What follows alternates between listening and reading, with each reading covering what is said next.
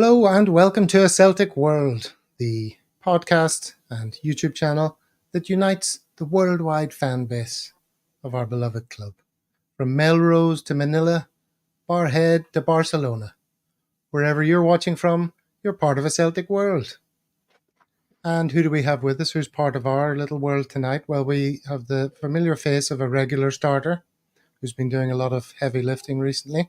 Perth's preeminent pundit, Paul Massey. How's it going, Paul? That's some punning. That's fantastic, Gav. Yeah, I'm good.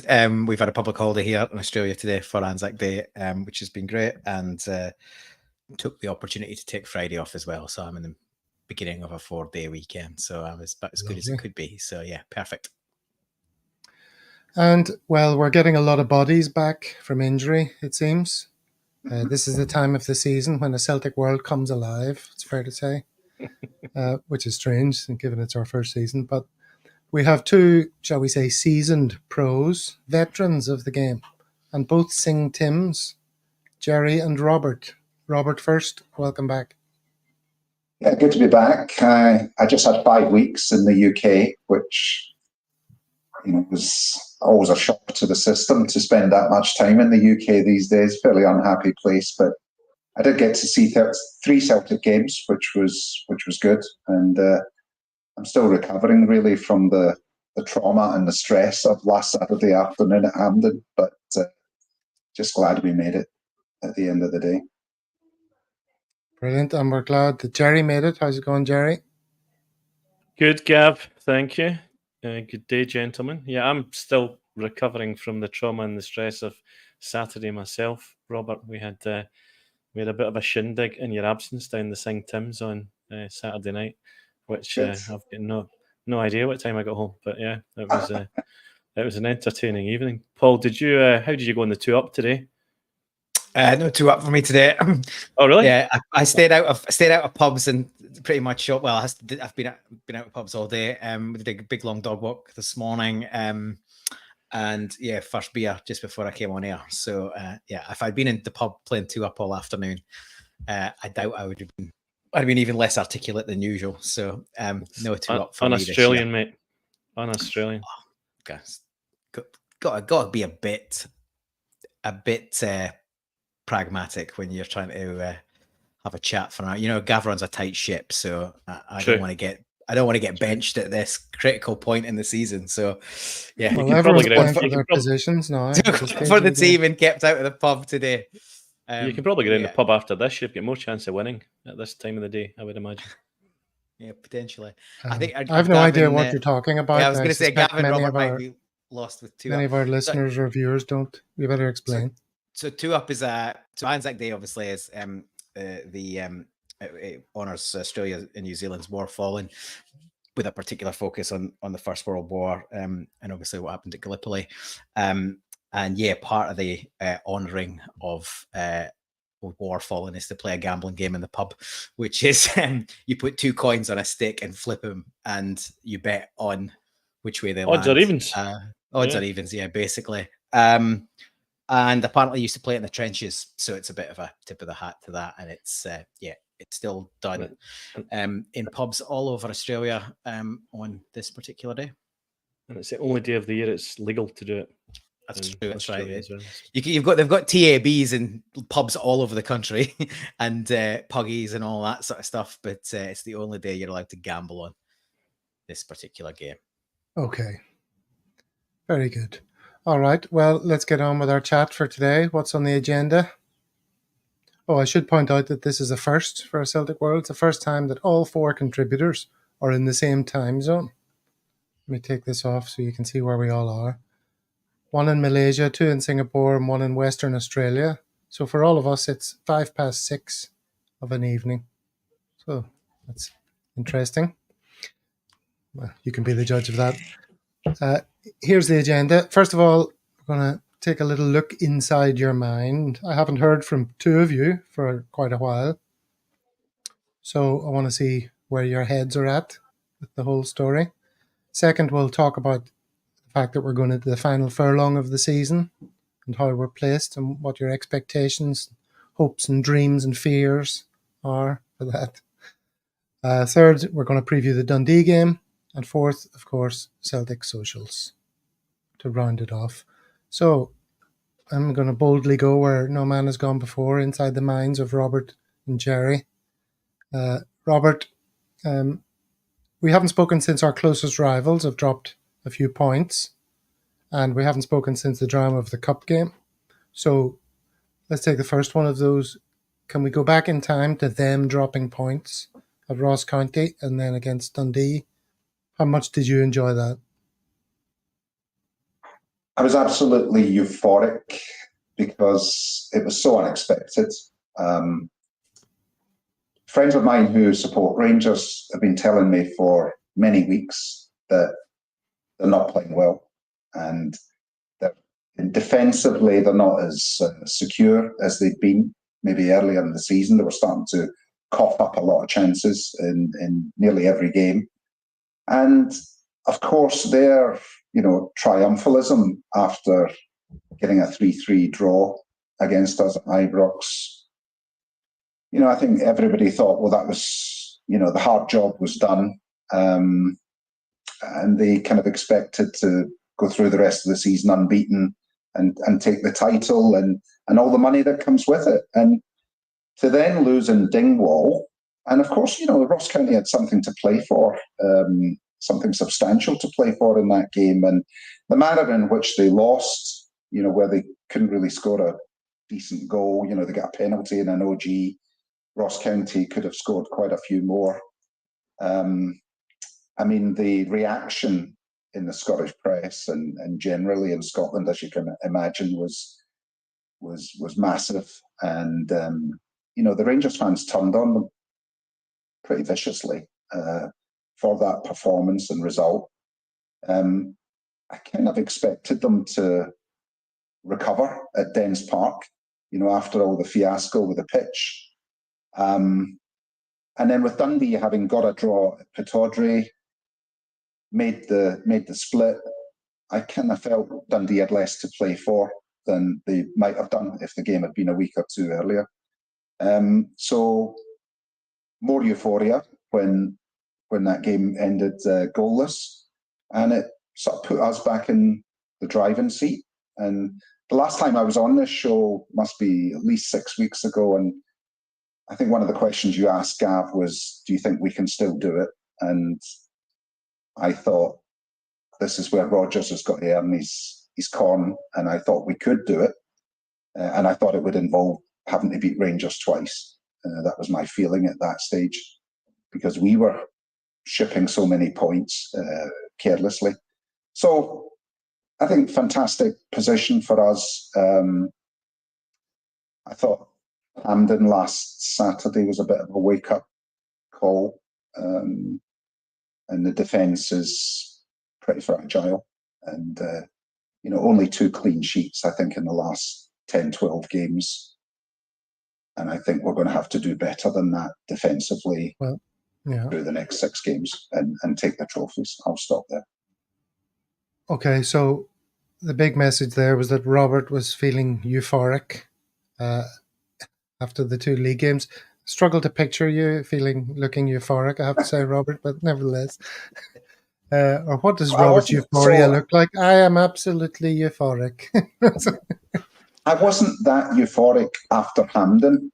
I was just... Well, no, we're going to come on to Hampden with Jerry. A bit of shock, I would say, at how that game unfolded. Yeah, Jerry, could you match Robert's euphoria and then tell us about...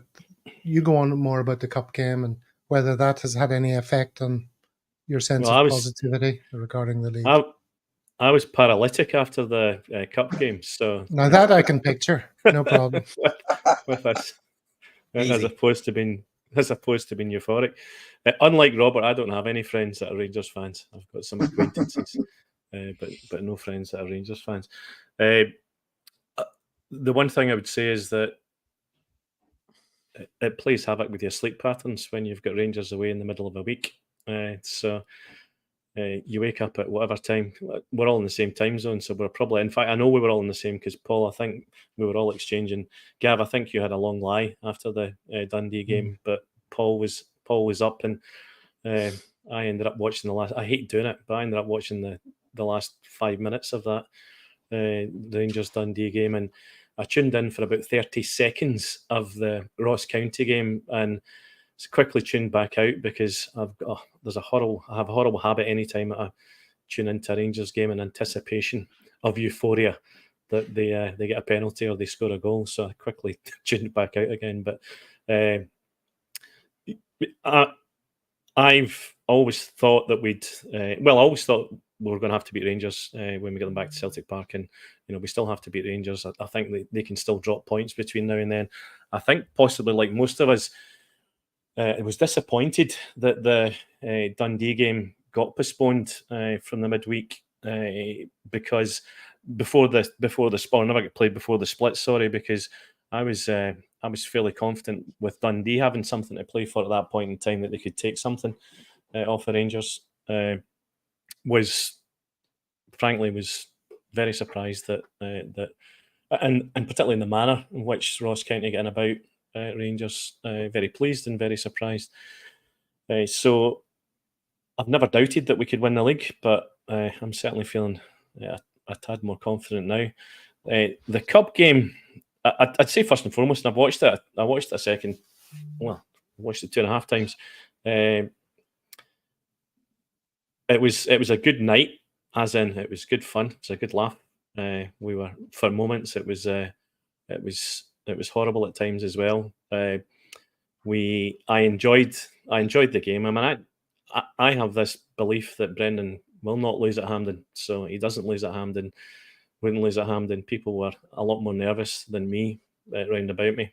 But our defence was, I mean, when we scored when we lost that second goal, I was confident that we'd get an injury time. I thought we'd score another 2. I didn't expect us to lose the third at the death. And frankly, I was pleasantly surprised, hitting a euphoric state before the paralytic state at our penalties and our ability to actually score any, with the exception of Joe, obviously. But I expected Joe Hart to absolutely bury that. I remember seeing a video some time back of him taking a penalty, and that guy can strike a ball.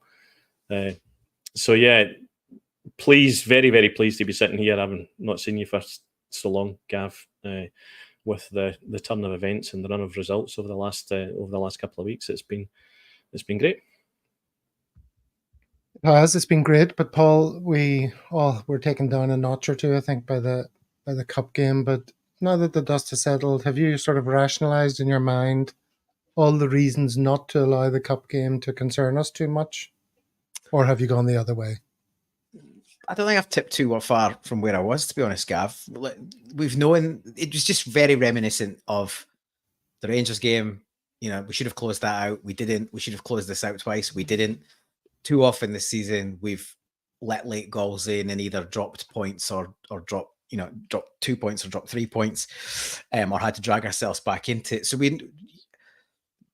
that's not gone away just because they've dropped a few points, and we put a couple of games of a run together. So I guess Cup semi-final, only jobs to get through, and we're there. We can park that. Something to look forward to. Obviously a historic day, and it doesn't get any bigger than playing them to hopefully do a double. The main focus now is just to get back to business. I was concerned about how weak we were in set positions, and it wasn't just one or two players. There was poor performances in various parts of the team. Alistair Johnson can't put on a games together, and he's certainly looking better going forward. But he made the same mistake twice as he made against Matondo. He wasn't out there pressing, and he just stands off. He doesn't do any pressure. This time it's even worse because he hasn't got another player there. Obviously, Yang was the first culprit.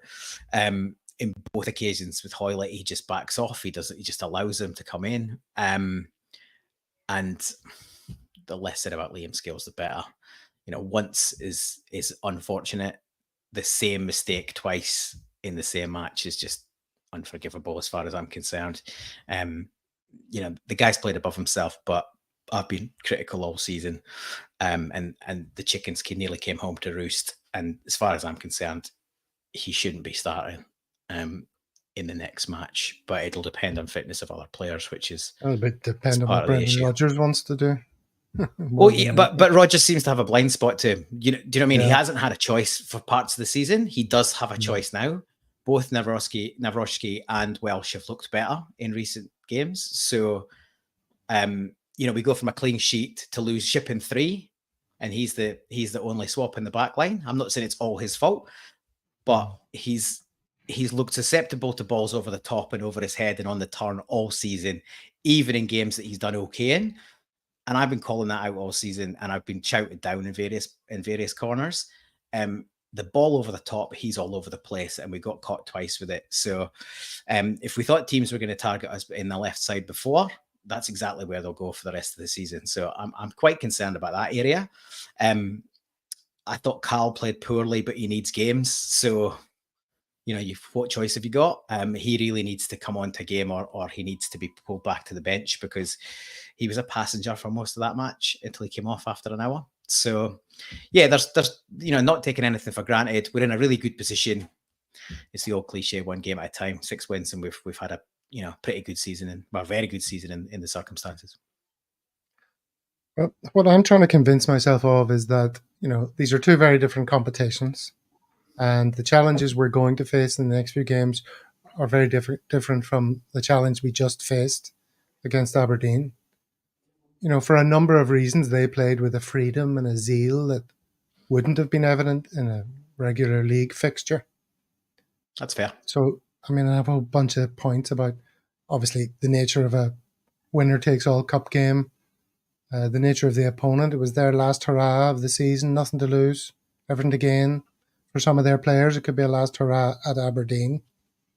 For us, it was a bit of a distraction from the more important league. So there may have been other considerations in our players' minds, don't want to get injured or whatever. Playing under a temporary manager they seem to like and respond to.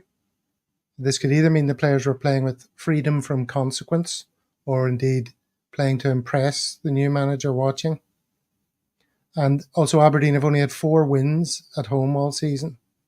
So perhaps the away day to Hampden alleviated some home fixture stress. Robert, have I done a good job at deluding myself that we're just going to flick the switch back on the league and hit the ground running again? Well, I think partially. I think we should also recognise that in the first half of the season, when Barry Robson was still the manager of Aberdeen, they went to Ibrox and won. They beat Frankfurt, and they had a bunch of European games. They got to the League Cup final. They were a pretty decent team up until Christmas, but they were overstretched resource-wise by having to play Thursday, Sunday every week. They also got a draw against Rangers at Pittodrie. And then the thing that kind of worried me about Saturday is that we couldn't beat Aberdeen last time we played them as well at Pittodrie, which I think was maybe early February, and that interim coach Peter Leven set out pretty good tactics. They frustrated us. It was a difficult 1-1 draw for us. And I thought last Saturday as well, Aberdeen's tactics were excellent. And in some respects, last Saturday was just the weaknesses which have plagued our season were just laid bare, in 190 minutes or 120 minutes. We had a slow start to the game, and I think we've talked on the show before about the fact that we've been a bit of a 45-minute team this season. Sometimes we play great in the first half, sometimes we play great in the second half, but never both. I thought last Saturday we didn't play particularly well in either half, and we struggled to break them down. Paul's just spoken about the number of late goals that we concede, the inability to close down a match. It's happened this season. And I thought Rodgers was slow to get Nawrocki on or Welsh on. I think it should have been done for the whole of the second half of extra time once O'Reilly had re-established the lead. Likewise, I think it should have happened as soon as Ida put us 3-2 up at Ibrox. You get another defender on because crosses are going to be coming into the box. So they scored, within 45 seconds of Rocky coming on, and not good enough in my view from Rodgers' perspective. So yes, it was a cup game. Aberdeen gave everything; they'd nothing to lose.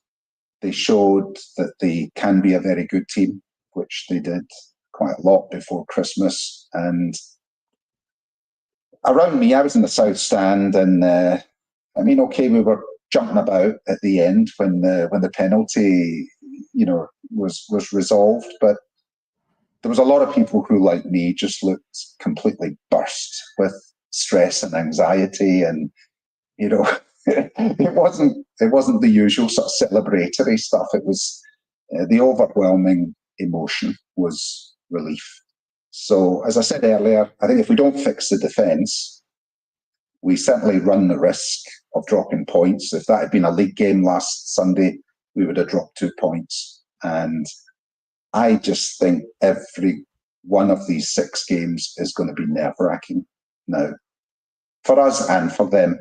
But I just don't see Hearts. I don't see Naismith or McInnes at Kilmarnock giving Rangers too much trouble, whereas I think they'll be difficult games for us. So, funnily enough, I see that I think they've got maybe the easier fixtures, apart from the game against us at Parkhead. So I think, we've got the wire. Jerry, what do you make of the split fixtures then, and what are you expecting to see from them? Just briefly as we transition to the next one. I would say, Robert, the one exception on everything that all our weaknesses for the season. The one exception was taking penalties. That's the one thing we've absolutely not been able to do this season that we did with Palama in the semi-final. I don't agree. I still think. The Rangers next game. I fancy Rangers. I fancy St Mirren to put a strong showing up against Rangers as well. It wouldn't surprise me. It wouldn't surprise me if we're still 3 points clear of Rangers before we play Dundee on the weekend. So I'm fairly happy. I actually think the post-split fixtures were as good as we could have expected in terms of who we knew that we were definitely going to get to play at home, and the ones that are playing away. So I'm fairly confident. I think we've got probably some more twists and turns, but I still think the way Rangers have been playing for the last couple of months, there's potential for teams to get behind them and score goals.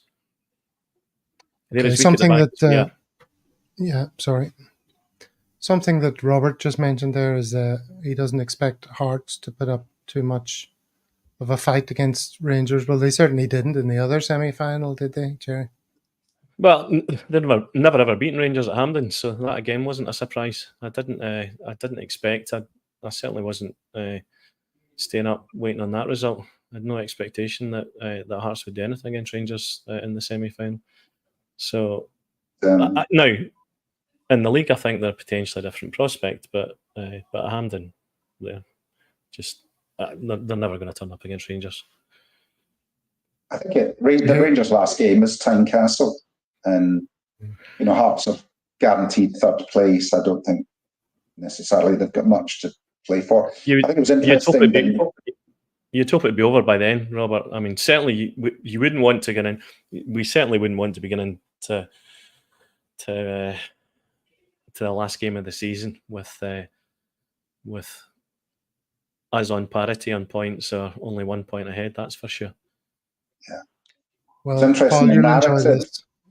The narrative after Hampden on Sunday was, a lot of really positive talk about Rangers, but from what I saw on Sports Scene, which was presumably the highlights of the whole match, is that Hearts had several good chances. Butland had a couple of great saves, and Rangers didn't really create much. It did not look like a good Rangers performance, and to some extent, Hearts at Hampden was the perfect pick-me-up for Rangers after their 2 bad results at Dingwall and Dundee.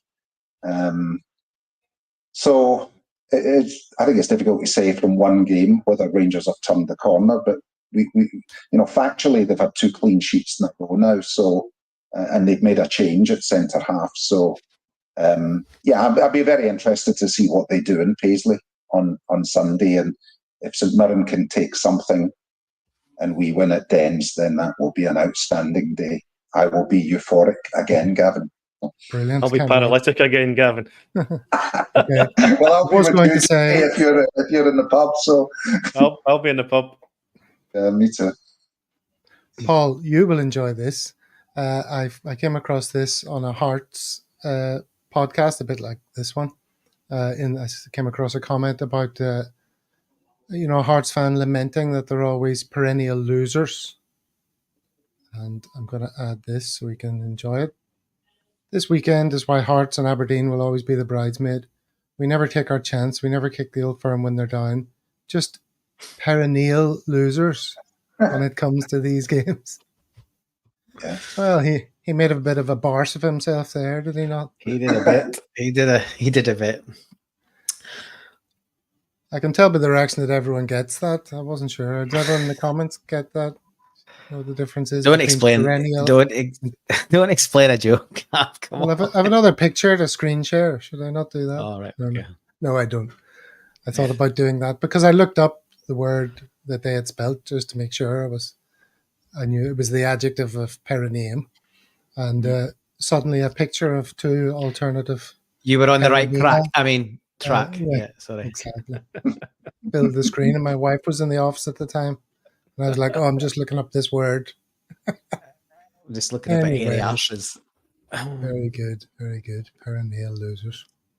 Well, just while you're getting ready for the next section, I kind of I agree with Jerry. I think there's a chance they could drop points before our game on Sunday. There's a lot for St Mirren still to play for, and they're still in decent form. So, yeah, I don't think that'll be an easy one for them by any stretch. Well, that is really the next bit, is just to discuss the whole picture of next steps and where are we. So here's the table. We are top of the league. I say we are top of the league. Now, Rangers are obviously where they are. There's not much to learn from that. We know what that looks like. This is more interesting, I think, the form table. Jerry, look at where Rangers are. Way down in 7th in form compared to us. Still riding high. That's quite interesting, isn't it? Because normally the two of us are up top. Yeah, it is. Although I'm based on me saying I think St Mirren can take something off of Rangers, I won't read too much into that table that you've got there, Gav. No, 'cause, that doesn't support your case much. It doesn't support my case overly. No, it doesn't. It's a pity that wasn't the league table at the time of the split. So, very true.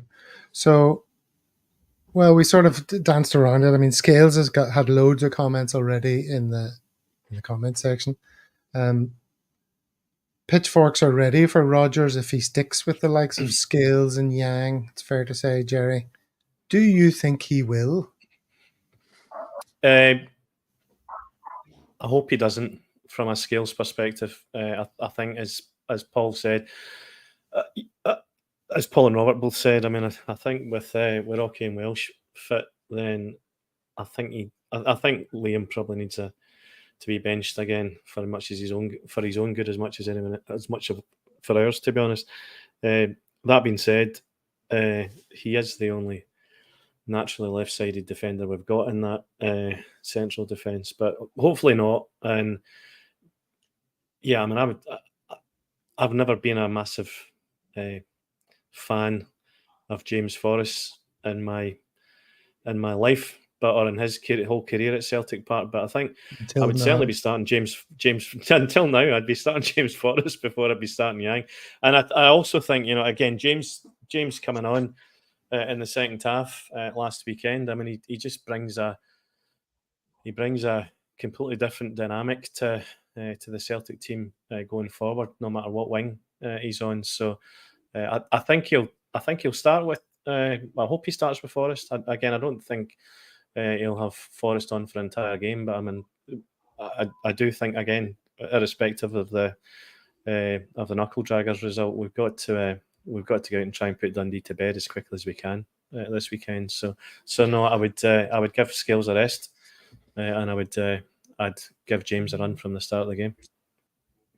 Well, I mean, if anything is symptomatic of how far we've fallen since last year, we're in a title dogfight, and we're calling on James Forrest to, be our shining light, Paul. Look, I think Forrest has absolutely got a part to play, but I probably wouldn't start him, despite him being the form winger. I think a lot of what he adds is it's beneficial because he's coming on against players that are not as fresh as he is. So he has got that ability to act as an impact. If you look at the first half of the season, Palama probably had the best output. Well, he did have the best output of any winger. The only way to get him back up to speed is for him to have games. Yang's been off the pace for a couple. I'd start Palama, get him some game time, put him on for 60 minutes. Hopefully the game's done. If it isn't, then bring on Forrest and hope he can open them up like he has done in other games. It's easy. It's like I was on the fence about this because it's an easy option to say Forrest is the player that's having an impact, start him. But it's sort of a bit like the old David Turnbull thing. Like, Turnbull starts, doesn't always do anything. Bring him off the bench and suddenly he looks impactful against players that are tiring and teams that are sort of had a bit of pressure on them. So I can take the point, you would take the point based on form, but I just think, Palma needs to get up to speed. There's only 6 games left. This goes for a few players, McGregor, Hatate, Palma. Still, none of them are, anywhere near fully match fit. So, the only way to do that is to get game time. So, I'd probably start Palma on that basis. I certainly wouldn't start Yang, but there's definitely a case for Forrest, but I think he's probably more impactful from the bench if needed. You're on mute, mate. Dogs barking. Jerry, do you want to respond to Monty? Surely you must be aware that Forrest is one of our most decorated players.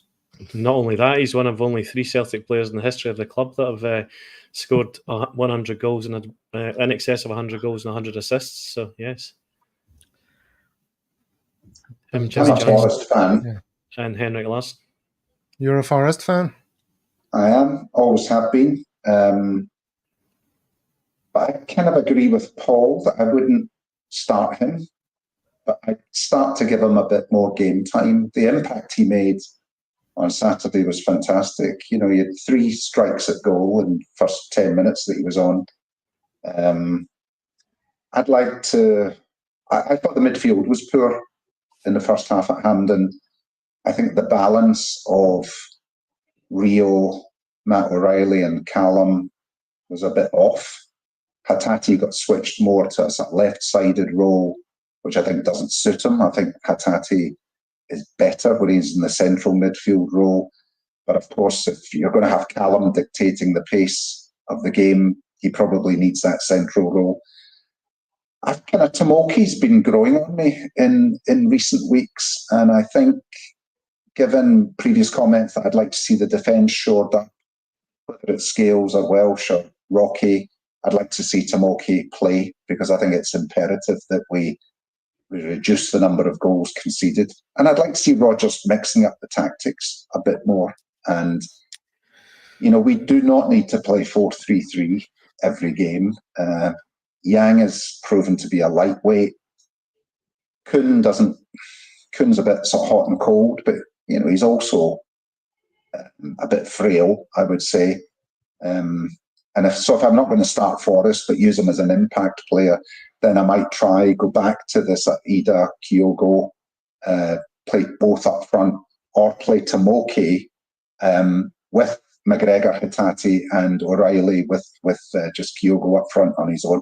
So I don't like this 4-3-3, every single match throughout the match. I think we're going to have to. If there are going to be some tight games, we just need to manage a lot better. So I think Palma, I'm also agreeable to Palma, getting more game time. He hasn't really done much since the turn of the year. I think the problem on Saturday was service to Hatate and O'Reilly, and that was because McGregor wasn't firing. He was off the pace again. And he wasn't dictating play. And we generally, and that was kind of part of the key problem of the whole team, because the wingers don't naturally produce what we expect wingers to do. So you're sort of reliant upon the middle of the park to be firing, and then bring the wing player in from there. And if the midfield isn't firing, we look weak. And on that basis, it's easy to say Iwata has been playing better, start him. He's not going to change the formation. We're going to play 4-3-3. So on that basis, we need McGregor before the season's done. Same point with Hitati and Palama I've just made in terms of players getting back up to fitness.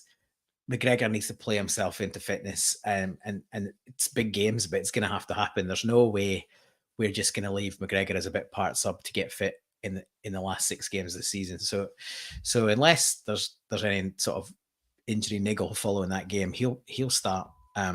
It's in the normal midfield 3 will start. It's just a case of probably, I would say it's only a decision on the wings, and is there a change at centre back? That's pretty much it, I would say. Okay, well, I want to sort of run through your chosen team for the Dundee game in a little while. Let's sort of shift gears a little bit and talk about something else. I see a lot of people on Celtic YouTube and socials and all that starting to talk about summer transfer activity, and like he's going to be gone in the summer and we're going to need this and we're going to need that. I mean, there are plenty of reasons not to do that. Not just we should be focusing on, the league and the cup, but, well, we don't know if we're going to have the league winners cash yet. So we don't know what our transfer kitty is going to be. We don't know who's going to be leaving. This is the big one for me. I think, tell me if you agree, Jerry, but I think we might be in for a nasty shock as to how many key players are coming to the end of their Celtic cycle. Yeah, well, I mean, we definitely need a keeper, Gav. That's the one thing that we know we're going to have to. But I totally agree. I mean, I think there's certainly 1 or 2 players in that team that are going to. There's a bunch of people I think that Brendan will move on at the end of the season, and there's 1 or 2 I think that will end up with offers that we're going to accept. Matt O'Reilly probably being the most notable, but yeah, I mean, I would agree. I'm sure there's a lot of work going on to identify players across every position where we either need players or we may need players. But yeah, I'm certainly not thinking beyond the next game like Brendan has the rest of the team thinking about right now. So, I think it's far too early for us to start debating. Well, I wonder if Robert, with all his connections at the club, might have heard a few whispers about players that are leaving that would put the fear of God into you. I mean, if there's talk of, well, who's at the end of their 3-year cycle, you don't want to run through that list because that's all our best players. Right, Robert? Yeah, I think, well, I don't have any inside information at all. I mean, I think one of the key things is whether Rodgers is still going to be there next season.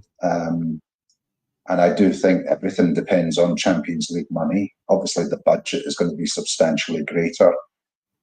Rodgers got shafted in the last 2 transfer windows.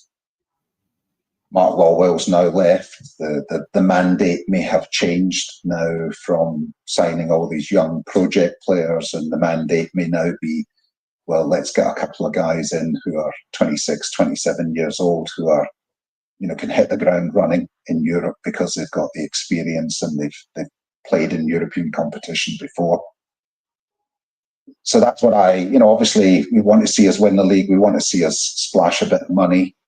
We've already got cash, but, the promise of another 60 million, makes these, 5 league games, 15 points, it's almost 4 million quid a point, which makes them the sort of richest, Scottish League matches in history. That is what is up for grabs. And it's, it really is, and it's it's basically a 60 million swing to us, or it's a 60 million swing to them. So it's crucial.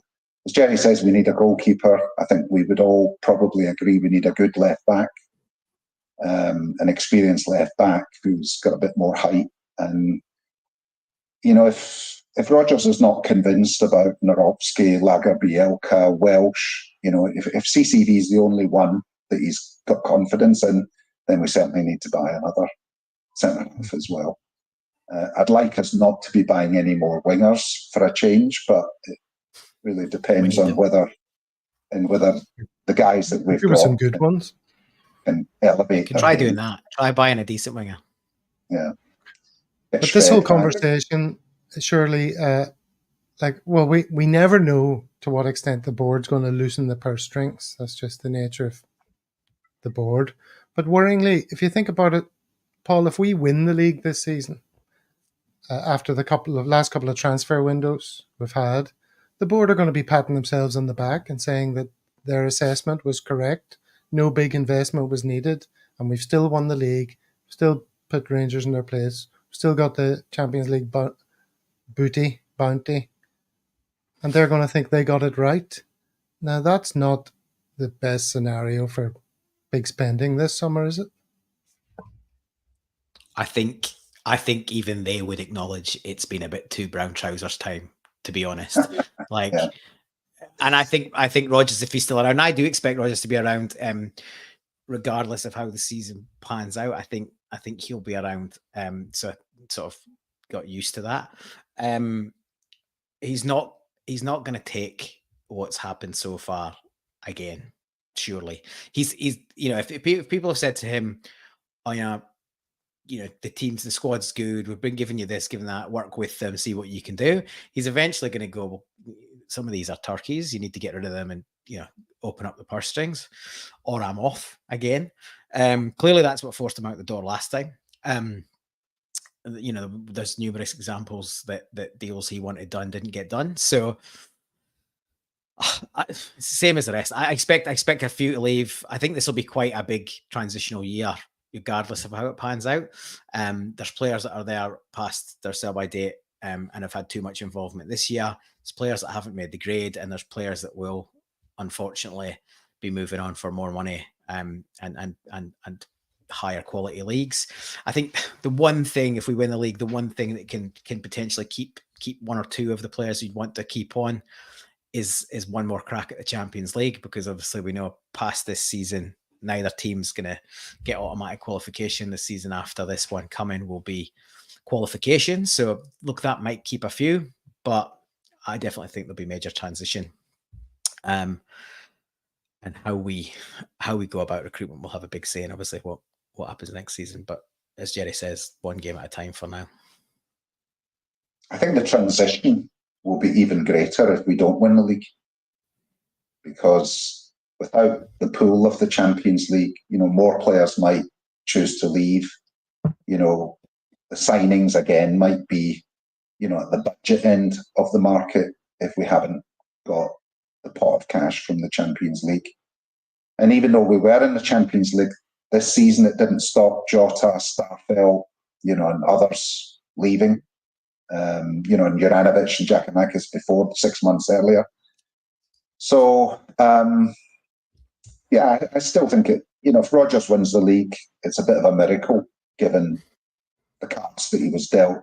And I also think, you know, having been at a couple of the home games where the demonstrations against the board were vociferous, that I think the board got the message. The one outlay that we don't know is the settlement of the boys' club case in September, and couldn't even speculate what that number's going to be. But that may be one of the reasons why quite a lot of cash has been held back. Pretty sure is. Okay. Well, sorry, I'm giggling because I see a comment there. Chat has been more entertaining than the pod this week. Sorry, guys. Oh, well. Okay, well, look, let's move it on to the Dundee match specifically. And, well, here we go. This is us on the table, sitting pretty. Where are Dundee? 6th, 41 points. Form. Dundee, as we can see, they're in 5th position in form. Their last 3, lost, drawn. Ours 1 draw 1. So, should we be worried about the weather and the pitch and things like that? Or is it lovely and No. sunny at the moment in Scotland? I checked the weather, so I'll take up this one, Gav. It's been dry 11 out of the last 14 days in Dundee. And there's a bit of rain forecast over the weekend, but it doesn't look like anything major. And from what I hear from people that did tune into a bit of the game against the other lot, the pitch looked in pretty good nick, despite everything that had been on the go. So I don't expect the pitch to be anywhere near as big a deal as has been made out in the run-up to Rangers going there, and the less focus on that and the more focus on just going out and playing and winning the match is, I think, what's important. So I don't expect the pitch to be in bad nick at all. And I would imagine it won't even enter into the discussion in the changing room beforehand. I did tune in to the after the Dundee Rangers game. I did tune in to listen to the pundits post it, and that looked like a bowling green, that pitch on after the Dundee game. In fact, the fat boy was reckoned that the playing surface was beautiful, and it wasn't the reason why Rangers couldn't perform. So I think it'll be fine. Let's pick apart Stephen Kennedy's team or agree with it. Hart, Johnson, Vickers, Welsh he goes for. And Taylor. Iwata, Hatati, O'Reilly. Misspelt O'Reilly. Kuhn, Palama and Kyogo. Do you think Welsh might get a shout if Scales is being pulled back? By the way, in the context of all these rumours going around, one of the chief rumours is that Rodgers doesn't rate him and he can't get him fit. He doesn't want to play him. He only plays him when he has to. Do you think Welsh might get a shot? Can't get him fit, I think, is what we'd heard earlier. I mean, I know for a fact Stephen Welsh was astonished to get a new contract because he wasn't expecting to get a contract. He thought he was done. Got called in and said here's a new contract for you, and it hadn't been discussed with him previously. His biggest complaint has always been at Celtic that he's never ever been played in his strongest position, which is centre right, not centre left. So I think he may go for Welsh. I think he may go for Rocky. I think I would prefer him to go for Rocky over Welsh, to be honest. But I wouldn't be disappointed. I think he's been a great servant to the club, and when he gets a run, he's competent. But I think the thing, certainly what they need more than anything else, is communication between those two centre backs, because there's been so many times with CCV and Scales, and I guess we're all throwing the blame on Scales, but where there's a lack of communication, the two of them going for the same ball continuously. So I think he will change. I think he needs to change something in centre back. So I don't really care whether it's Welsh or Rocky. Paul, I think you've already dealt with the Calmac situation. If he's, you want to get him playing, get his fitness, match sharpness back up. He's got to play. Even if it's only another hour, he's got to get minutes in the legs, as the cliche goes. But Iwata definitely lifted the team when he came on. So there's a case on form, but if you look bigger picture, you've got to get your skipper up to speed before the first derby and then prior to the cup final. So yeah, there's a league to win, but you've got to spin plates at this time of the season. And I think what's more important. I think you can get McGregor minutes and still win this match. So that's what I'd be doing. Here's the same team, but with Nawrocki in defence and Adam Ida starting alongside Kyogo. Robert, would you be up for that? Yeah. Well, no, I would play McGregor, absolutely, for the reasons that Paul's just outlined. We need McGregor to be finding his A game by the time we play Hearts and Rangers. And, so he has to play. I think Tati's not yet found his A game. Even Carter Vickers, quite frankly. So keep playing these guys. Yeah, and I think the same with Rocky, right? And I think that's true for a bunch of players in the team right now. There just hasn't been a consistency, or we haven't had that consistency through injuries predominantly. But I think over the next couple of games, certainly try and get some game time in a bunch of legs for the last 6 games of the season. Well, as we run into the last 6 games of the season. I think one of the stats I saw for this season is that 19 times we've made a substitution at centre back this season, which is quite astonishing. Not just Carter Vickers injuries, but Welsh has been injured a couple of times and taken off. If you think back to the Rangers game on the 30th of December at Parkhead, Welsh started that game and looked pretty good, and then got injured after about half an hour. Narotsky came off for 3 months, so he did it. I'm okay. I'm kind of really agnostic about those two. But I agree. I think Scales should take a back seat for a couple of games. Let's talk about Dundee for a bit. I mean, what we got to fear from them? They're not exactly high goal scorers. The best they can hope for is to nullify us, but we've got surely more attacking options than anyone else. Is this not going to be a reasonably comfortable day at the office, Jerry? Yes. Oh, I think so. You're not allowed to say that out loud, but I think so too. They performed well against a fairly poor Rangers team. Getting the 0-0 draw with them, particularly after they lost their captain. I think they lost Joe Shaughnessy after about 10 minutes in that game. So, and I think he's out injured possibly for the rest of the season. So, and I think he'll be a miss for them. So, yeah, I can't see as again. My hope is we get a quick start and we put this to bed, and then by half time it's immaterial whose legs we're trying to get, or who we're trying to get time in the legs for the next few games. So, but yeah, I don't think we'll get anything less than 3 points. And I think should we do some predictions then? Would that be fun? Jerry, we know yours. The requisite 7-0. 7-0. You're really going to go for 7-0, are you? I think we'll keep a clean sheet. I think we'll win 3-0. Robert? Well, over the last 10 games, we're scoring at least 3 every game, except Tynecastle, where we had the red card early on. So I think the forwards are doing their job and the midfielders are chipping in with the goals. I never really back Celtic for a clean sheet, but I think I would maybe go 3-1. It's worth remembering that when we played them on Boxing Day at Dens, it was 0-0 at half-time, and it was quite late on before Mikey Johnson came on as sub, scored a couple of good goals.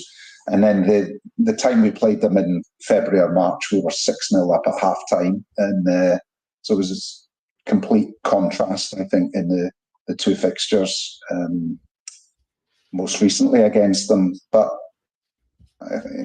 obviously these 2 0-0 draws probably reflects the way they're going to set up against us on Sunday. They might be tough to break down.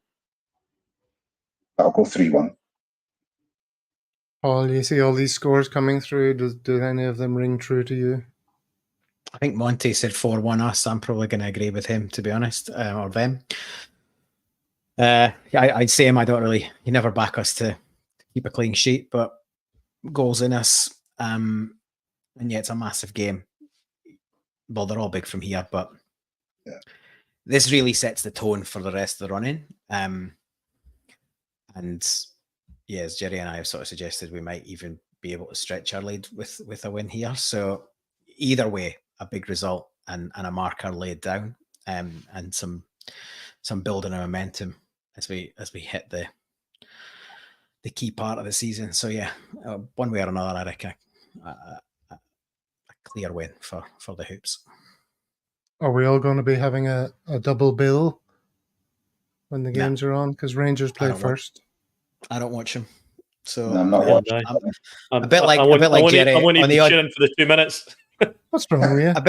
It doesn't like make you Jerry. less of a fan to watch them. A bit like Jerry, when I sort of tune in every so often when I do have a peek at them, something pear-shaped Tav habit. pen time. It's normally Tav pen time when I tune in. So I'll just keep clear That's of not it. because you're watching. It's because of, it happens too. reasons that we know. It's happened too consistently for it to be coincidental, Gavin. So I'm. Oh, really? That's the pattern of assistance, is that you're watching. That's the I actually don't carry a channel that would be showing it, so I'm not going looking for a weird feed. So no, I'll enjoy my evening with my wife, and then at 10 p.m. local time, I will, or 9:30 for a bit of build up on Celtic TV. I will tune in and watch the champions put on a show. Hopefully, Robert and I will be hanging flags and have the Rebs on down the pub at that Absolutely. point. So. Very good. And you'll be in full voice, Jerry. Jerry likes to sing along. He does. It's Sunday at 10. I'm like, I sort of pull those out of the bag for derbies, but probably keep my powder dry at home with work the next day. I've got an easy Monday, and I'm on a flight to Sydney Monday night. So no bother. Sunday, Saturday for me this week, Paul. Very good. All right. Well, let's move it on then to, before we get on to Celtic socials, there's a couple of little bits of news here I thought I'd share. If you can see that well enough. Yeah. So Yokohama F. Marinos will now take on United Arab Emirates giants Al Ain in the final of the European Cup for Asia, the AFC. The European Cup for Asia. Well, the equivalent of the European Cup. We call it the Asian Champions League. Gav, that's what I meant. Well done, Harry, and all the best in the final. He's looking pretty dapper there, isn't he? He looks very dapper. Dapper there, yeah. He's obviously got a good Japanese tailor. Congratulations to him. I hope he does well. This is something that Paul sent me just before the show. Do you want to explain that, Paul? Yeah, so this was brought to my attention by another Celtic fan in the last couple of days. Ben Siegrist's partner is a woman called Brittany Hockley, who's on radio and podcasting and stuff in Australia, ex-model, I think. And so, basically, it turns out that they've had a pretty traumatic IVF journey, which hasn't been successful as yet. And that's all been happening in the last few months. So I guess it's just a reminder that whilst obviously we naturally look at why players aren't around and we speculate, and we never usually speculate that it's something traumatic in their personal life, but they're the same as the rest of us. They've got stuff going on in the background, and it's just a wee reminder, I guess, that there's often things well beyond our awareness and knowledge going on. So it probably explains a bit why Siegrist has been as far out of the picture as he has. And obviously, wish him well, given and I've got some close mates that have been through that journey and had 4 or 5 years of pain before finally got some success. So it's not an easy time. It's not. Okay, I didn't realize that was the full story. I thought maybe she'd just given birth. That's what I thought when I saw that. I was going, that's quick, because they met when Celtic when Ange was down 2 Novembers or a year past November, right? That's when they hooked up. I think they're pretty serious, but that's what they've been going through. Stephen Kennedy, first time I've seen your podcast, guys. I've subscribed and will be watching again. Come on, you boys in green. Oh, yes, of course. Like and subscribe. It helps with the YouTube algorithm. That's what they all say. Helps like-minded Celts find us. I think that's the other thing that. Yes, I always forget to do it, and it seems it's kind of unnatural. I know people build it in all the time, but if you're new coming across us like Stephen, and you think it isn't pure pish, as it says on the ticker below, feel free to join the Celtic World family. Here's Celtic social media. Now I'm going to show you this. Don't know if anyone caught this. This is just out of context football.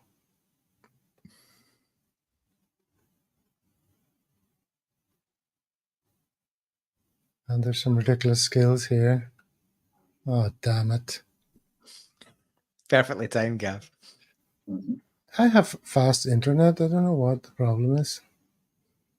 I thought, okay. Is that in Brazil?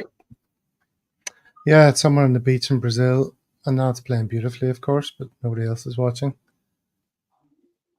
Oh, this is Brian's gun. Actually, don't I have... This is going well. See, Stephen, we've got a new subscriber. This is just throwing me, Paul. I'm all at sea. Yeah, he's Forgot had what the I'm doing. excitement of one extra subscriber and Yeah, Hispanic don't know how to stations cope. all around. Thanks for your subscription, Stephen. It's not always this chaotic. Right, let's try It's sometimes this. worse. You know, derby game, big game, obviously. It's a big game, I understand that. You know, it's not rocket science. It's not rocket science. You know, the whistle blows, I want to win. You're right, we have to win. It's not rocket science. It's not that it's rocket science and we didn't know how it works. Do the players need like a rocket? Well, I don't think that one's rocket science. It's not rocket science. You know, even a rocket salad with some tomatoes, we're there. Not rocket science. It's not rocket science. I'm sending people to Mars in a rocket ship. He does good at rockets too, by the way. It's not rocket science. It's not rocket science. It's a rocket into space. That's not rocket science either. I think it actually is. Fair enough. I've got no problem with that. And rightly so. No, you don't have to be, you know, rocket scientists to work out that. But on the other hand, It's not brain surgery. I'm not talking about, you know, brain surgeons. What are we talking? You're thinking you're talking about rocket science. It ain't rocket science. Silly Dion. I don't think it's rocket science today. It's not rocket Gav. science, Paul. Did you you're a fan of a rocket salad right in the middle of that by the looks of it? It's another lookalike, Greg Wallace. Oh, jeez, please. There's one every week. Stephen, that's another thing for a new subscriber. There's a Gav lookalike every single week in the show. This week it's Greg Wallace. Well, that clip made I'm me surprised I haven't picked it before. That's an absolute stick on. stick on. Get it real. Is it better or worse than Penfold from Danger Mouse? I don't know. You tell me. What comedy clip, Paul, did that make you think of?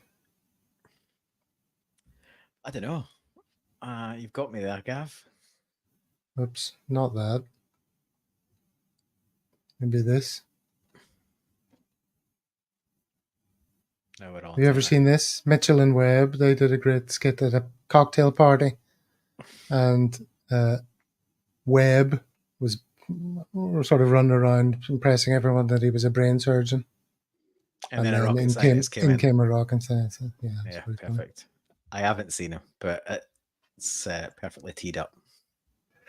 A little bit of Mitchell and Webb. Okay. Plunge reckons Paul's. Penfold. Or Wallace and Well, Gromit. keep talking amongst yourselves. Go on, I don't mind. Wallace and Gromit, yeah. Wallace and What do we Gromit. What did we have Okay. last week? That's a good one last week. Jerry, I believe, well, a couple of people mentioned this. This was a good clip. This is, who was it? Well, we'll see when I add it. Tam Selleck's son. I'm grateful to her on that point because surely the ability of football club ownership to spend money they've got in order to take that risk is something they should be able to do. But if what they're doing, as Derby County did, as Glasgow Rangers did, is actually to spend money from the future, that means that if this year's risk fails, the club's inevitably going to go bust. In the case of Glasgow Rangers, disappear altogether. In the case of Derby County, You're right.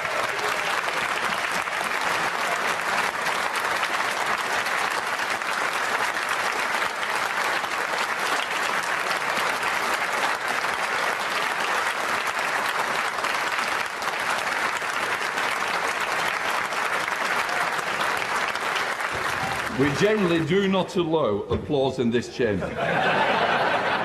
But on this occasion, the House quite rightly wants to demonstrate our respect and support. Yeah, that was There a you go. better. What do you think of that, That was far better than the original for sure. He's wearing a dodgy tie that looks a bit Rangers-like while he's delivering his talk. Ross County fan. And Paul, you did a bit of research into who he is. Yeah, he's Toby Perkins. He's a Labour MP for, I think, Chesterfield. So, yeah, enjoyed that little speech. It was the football governance bill being discussed in the House of Commons. So, yeah, the examples he picked were obviously pretty pertinent given what that's in relation to. And as one renowned journalist points out, in the case of Glasgow Rangers, disappear altogether, was the quote. That's in Hansard now, the official record of Westminster Parliament. However, the shills in the Glasgow media still ignore the significance of what happened in 2012. That's a good point to make, isn't it, Robert? It's now written in the annals of the history of Her Majesty's government. His Majesty. Absolutely. His Majesty. His Majesty, yeah. Beg your pardon, beg your pardon. Yeah, no, I found that quite amusing. And of course, there's many more examples as well, other than the two that he quoted. And I do think it is one of the guiding features of how our club is run, is that with the current people that run Celtic, we're not going to get into financial difficulty under any circumstances. So, lessons learned. Mm-hmm. Paddy Lavery asking, is Jeffrey there? I don't know if you've seen the thing. Well, it was in our group chat, that footage of Jeffrey Donaldson coming out of a courthouse and being accosted by people. I don't know how real that was, but I mean, the story's dreadful, but that's a hilarious clip, you have to say. It was Jimmy Savile and Gary Glitter, I think. So yeah, I don't know. It definitely wasn't a real. It wasn't real. Definitely wasn't real. No. It was voiced over. Well, he definitely wasn't coming out with Jimmy Savile and Gary Glitter, that's for sure. No, I didn't hear that. I don't know what that is. I just mean the guy, Jeffrey, it's me. Oh, that's a different clip. Yeah. Oh. The one with Jimmy Savile and Gary Glitter was just a still photograph, I think. It was. Saying Jeffrey Donaldson's legal team arriving at the court in County Newry or something like that. Yeah, the other one, the video clip, is different. I'd say that one's real, all right. It was real. It was on the news, says Paddy. Oh my God, that's hilarious. You've got to. I just watched it over and over again. Didn't know where. Various lines in it were competing as the funniest ones for me. Every time I watched it, a new one would make me laugh even harder. All right, well, that was very good. It's all good, Monty. We're all chums here. Nothing but love at a Celtic world. Thank you so much for being with us, everyone in the comments. It's always good. So that's 2 shows now we've had in between the last game and the next one. So next game we'll have a lot to chew over as the events of the weekend unfold. What are you giggling at there, Jerry? It's just some of the comments again, Gav. Gav's Zippy. And Zippy and Bungle we've got. So anyway. Time to go, Gav. Time to go. That's another look-alike for you. Zippy. It's time for me to zip it. That's for sure. All right. Yeah.